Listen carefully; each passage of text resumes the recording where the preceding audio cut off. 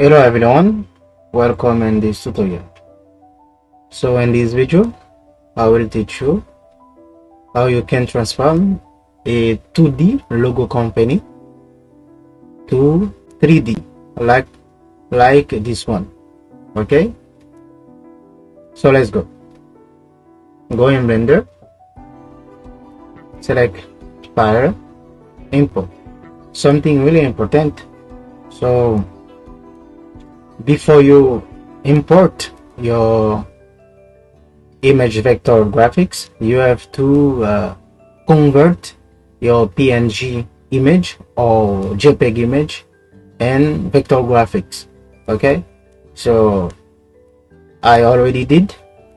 I just will import. All right, go and go in File, Import, Scalable Vector. Right, choose your folder, my image. So you can observe, you see anything. So to see your image, you have to zoom a little bit. Right,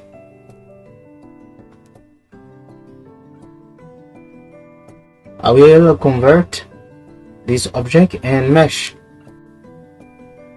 to transform it. Okay, for any transformation.